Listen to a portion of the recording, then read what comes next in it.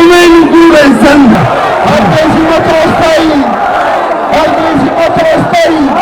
guud ahaan Somaliland maanta waxaa si weyn isugu soo banbaxay maalintii labaad taageerayaasha xisbiga wadani beerta xuriyadda ee magaalada Hargeysa waxaa isugu yimid kumanaan ilyartayaan isqabatay waxaana halkaas kula hadlay taageerayaasha kala duwan ee beerta xuriyadda isugu yimid madaxweyne madaxweyne Cabdiraxmaan Maxamed Cabdilaahi Ciro isagoo halkaas ka ballanqaaday kala duwan sidoo kalena taageerayaasha ku dhiirigeliyay in ay cod ka siiyaan Cabdiraxmaan Maxamed Cabdilaahi Ciro ayaa hor u tartamay kursigani isla markaasina mar kale baratamaya sidoo kale waxa markan isla markaasina kalkan karab taagan Cabdikariin Axmed Mooge duqa caasimadda Hargeysa iyo sidoo kale Barkhad Jaamac Batuun oo ah labadii xildhibaan ee ugu codka badnaa guud ahaan Somaliland doorashadii hore ee dhacday ee golaha deegaanka iyo sidoo kale dawladda hoose Somaliland baa guulaysanaysa rajada shacbiga rumoobaysa codkiina ku rumoobaysa codkiina iyo meel khalada mari shacbiga Somaliland bay ku socotaa fariintaas waxaan mahad ballaaran iyo mahadnaq weyn u jeedinayaa salaadiinta iyo madaxda dhaqanka iyo guddiga beelweynta habar jecla oo ilaahay ka sokow maanta suurtageliyey go'aankoodii inay doorashadani inoo suurta gasho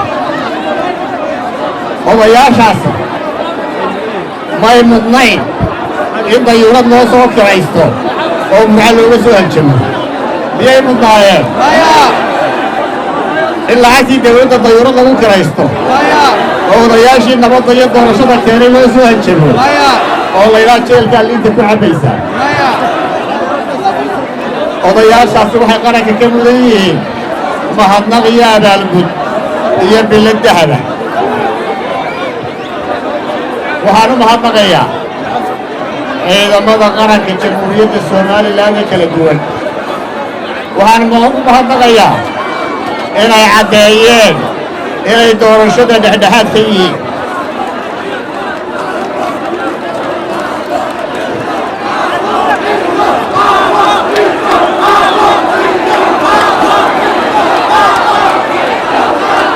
ciidamada qaranku waa astaan qaran ciidamada qaranku waa astaan qaran waxaana faraya inay sugaan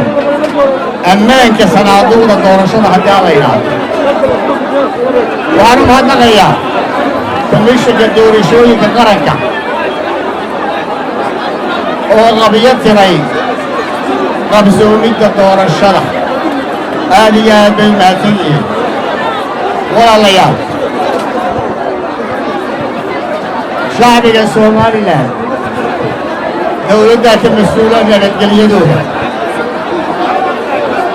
shacbiga Somaliland ee degmada Qoryoolyd difaacoodu wuxuu saaraa imakana saaran yahay qaranka jamhuuriyadda Somaliland qaranka jamhuuriyadda Somaliland waa inuu difaaco degmada Qoryoolyd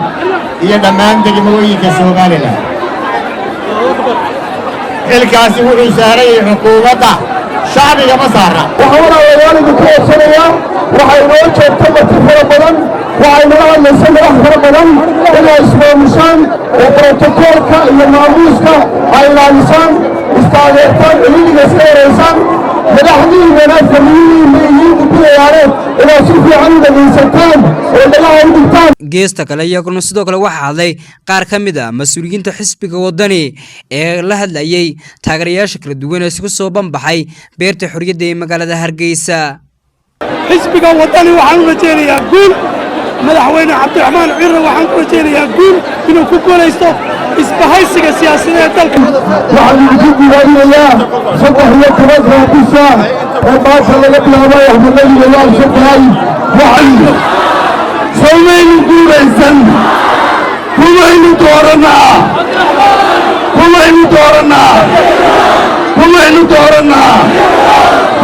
dooranaa inaynu dooranayna